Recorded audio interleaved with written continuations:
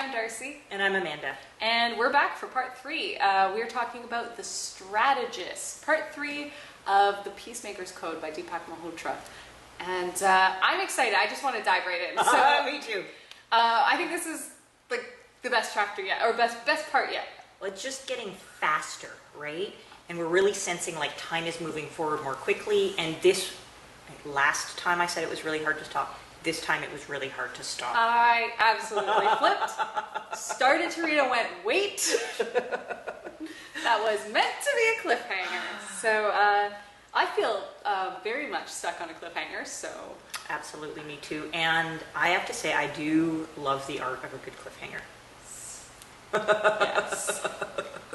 And this one was really well done, and you're going to have to read there to find out what it is all on your own. So I'm going to start because what I'm starting to find really interesting in this piece is the exploration of the group dynamics. So we kind of have two sides, and the sides are causing themselves problems, right?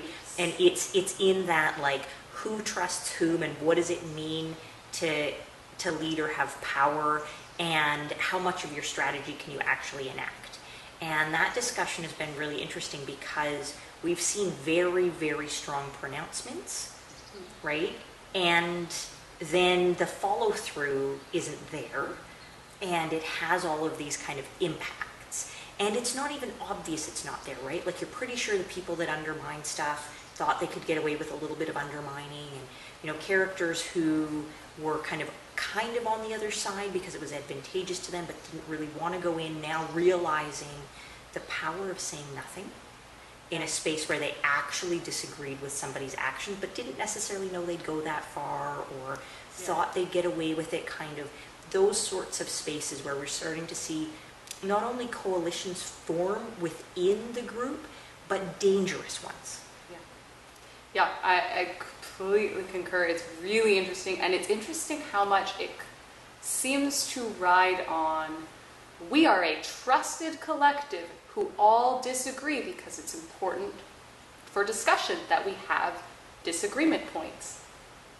But when you're certain that you're disagreeing with the majority of people because you are right and they are wrong, what does that mean when it's like, it's valuable to hear your perspective? Well, yeah. What if that's not the action plan, though? It's really interesting. Well, and this kind of existential crisis piece, right? So it is like, if they do the wrong thing, we all die, is a very different thing to just kind of go along with. Yes. But what I'm seeing, and often this is the case, is that, like, one strategy might not necessarily be the best strategy, and the other strategy might not be the best strategy, but either one undermined is worse. Yes. Right? So the undermined strategy is even worse than, you know, having gone with the other way of doing it. Absolutely. Absolutely. And then I'm also finding the dynamics around violence really interesting. Yes. And I know this will be me towing around what I really want to say, but no spoilers. But I'm very interested in the ways that we talked about. I know last week we talked a little bit about shows of force, but this was kind of the first part that really had a little bit of a, what does force look like, and what are the results of that? And this is really the first touch of violence we actually get. And there's also this space of, we saw a thing happen, there's a lot of emotion around it, and people start jumping to some very extreme conclusions about it. And that's a pretty normal pattern. Like, we see that in mediation all the time, right? Like, a thing happens, and therefore, you know, worst possible scenario. And this space of, you know, when something doesn't make sense, and we're getting pushed to do this over and over again in the narration, when, like, everything that people do makes sense. Therefore, if you can't figure out what the sense is, you're missing something really, really important. And this kind of pushback to go back and to re-explore what happened becomes, well, I mean, an essential piece of this section. Yeah, well, and so much of that translation of, I assume that whatever I'm doing will, you know, it's obviously peaceful and good and right, and you will read it as such, but whatever you do I'm a lot less likely to give you that lenience, a lot less likely to assume the best if something flares in me. Well, that piece, and to take it that one step further, like that, you know, I know my good intentions, I only know the outcomes of your actions. Yes. And so I had good intentions that things have gone wrong are obviously the outcome of your actions. Like that whole piece of like outcome versus intent really got played out here in quite a strong form. And then this like secret keeping within a group where secrets are really dangerous was also, you know, nicely laid out for us. Yeah.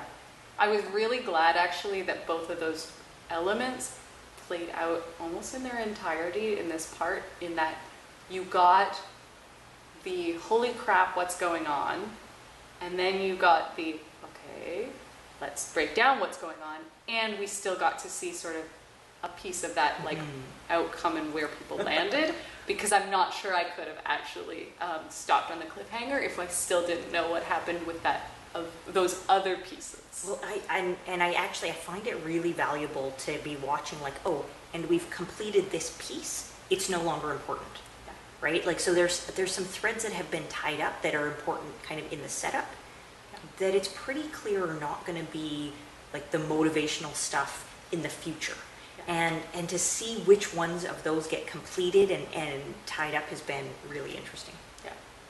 So I want to just like interrupt you entirely and jump to what I thought was the coolest part of this whole section, because I agree, all of the stuff that you're bringing up is super interesting.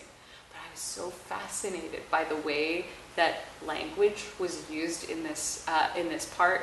And again, I'm going to talk around to try and avoid too many spoilers, but the way that, you know, we're reading in English with words, you know, a written language piece describing, trying to find a common language with with an alien or aliens that is, okay, they seem to get this math thing, we're going to use numbers. What can you use numbers for? Color by numbers? Wait, what if we do color by numbers? That's brilliant.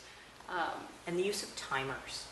Like I found that like we're going to signal that we're going to move, and it's this space of becoming predictable to the other side, giving that kind of shared sense of safety. We're going to do the timer thing and then we're going to move.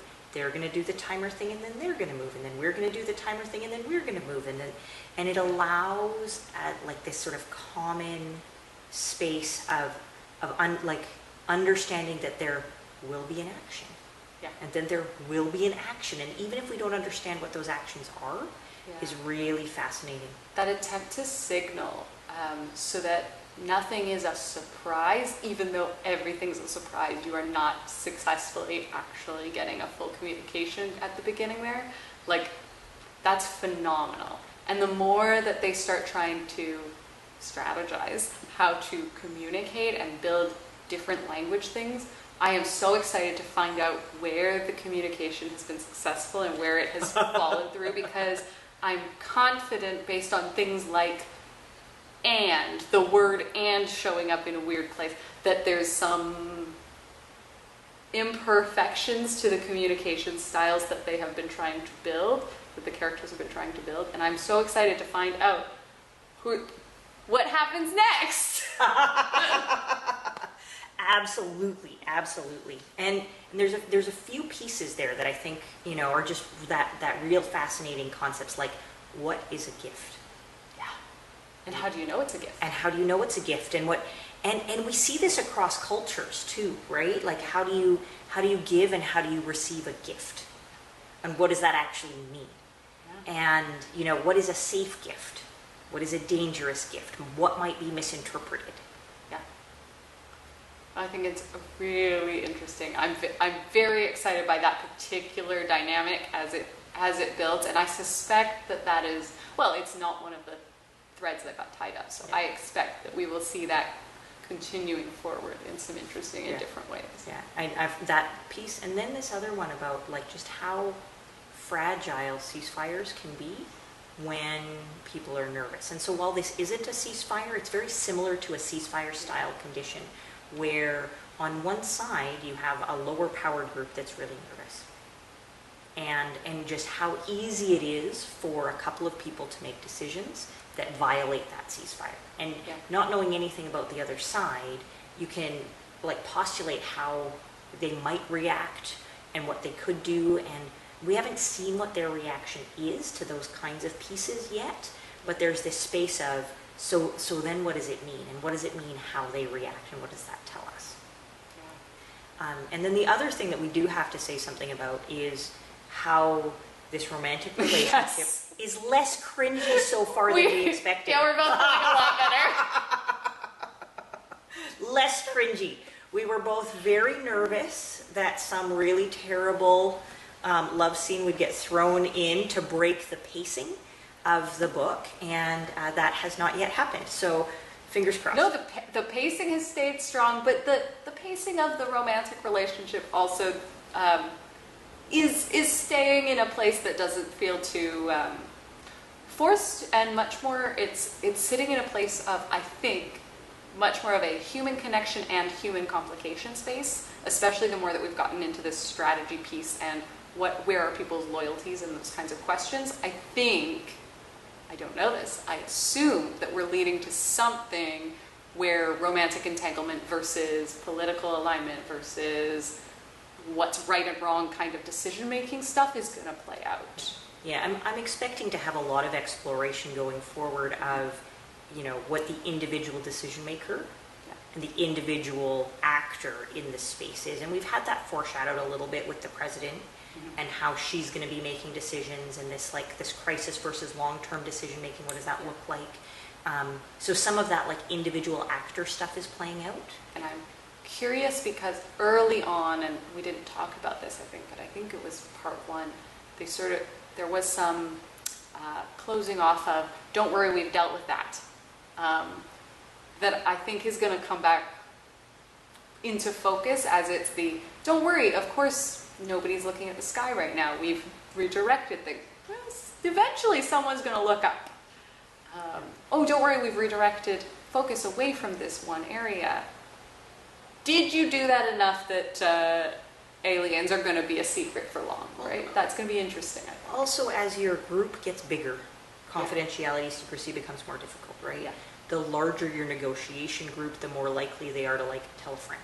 Yeah. And we've already seen that like inner conversation happen a couple of times where, you know, characters have, you know, had that question of like, do I, you know, call my ex or my kids or my somebody that I care about and tell them to like get away from a populated center? And the like, what would the purpose of telling them that be in the first place, right? Because moving them away from a populated center, we don't know anything about how things will roll out. Why would that be safe? And so that real, like that gut instinct for taking safety, not necessarily being a thing that gives safety, is also really interesting. Yeah, and there is something very interesting about that. Those choices, again, those personal choices of, I am so loyal to making sure that this negotiation goes well, but if it doesn't, my stakes are different than your stakes, are different than your stakes, and your stakes, and your stakes. Yeah, and that kind of international aspect, right? So for how long will these other governments be comfortable with the U.S. taking the lead? And I expect that to come up too. It's got to come up immediately, right? I don't know, right? I need to know. Yeah. Well, so we have, you know, that question that's coming up that, you know, is really fascinating. I think it's a point to wrap us on, is like, if you had to choose, who would the leader of Earth be? Me. All